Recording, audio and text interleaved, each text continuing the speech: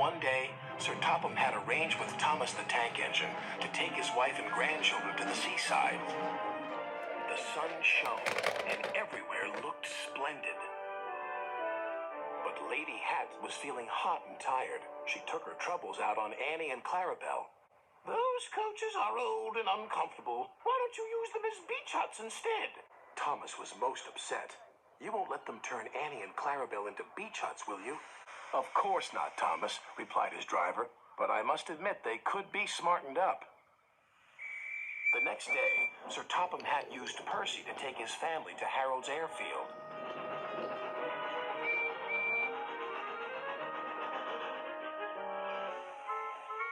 They were just about to board Harold when it happened.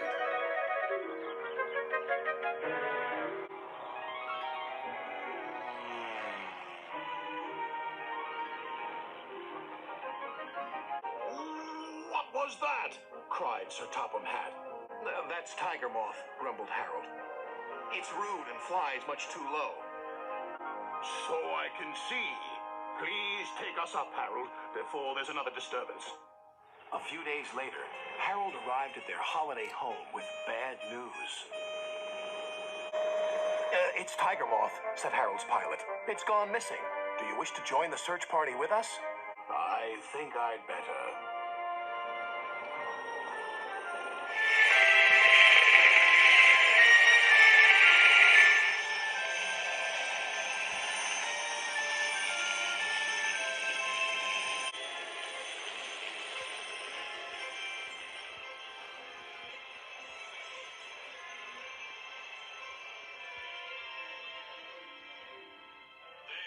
Tiger Moth, called Sir Topham Hatt. Then he spoke to the pilot. "You were showing off and flying dangerously. I will speak to your controller and request that you are grounded." "Yes, sir," replied the pilot.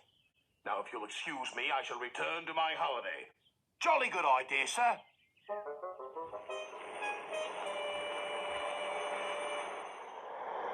Sir Topham Hatt arranged to meet up with Toby and Henrietta to take them somewhere special.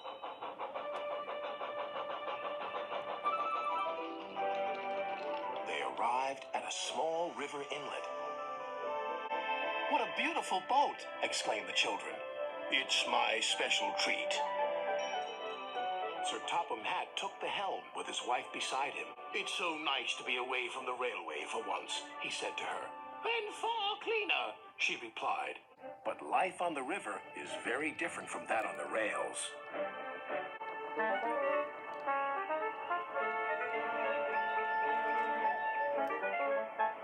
The family were enjoying themselves so much that they forgot to watch where they were going. "Oh, botheration," said Sir Topham Hatt. "We're stuck." And they were.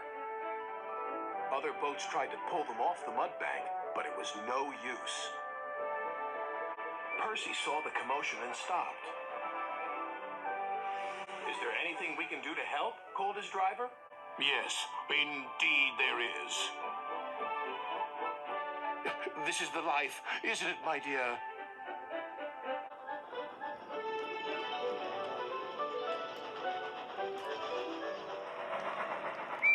Soon they arrived at a small station. There was Thomas with Annie and Clarabelle, who were looking as smart as their new paint, inside and out. "My!" exclaimed Lady Hatt. "What splendid coaches! So much more suitable than those old beach huts on wheels." No one said a word. But that evening, Annie and Clarabelle spoke to Thomas. "It's very nice to get compliments, but no matter what we look like, we'll always be useful, won't we, Thomas?" "Of course," their friend replied.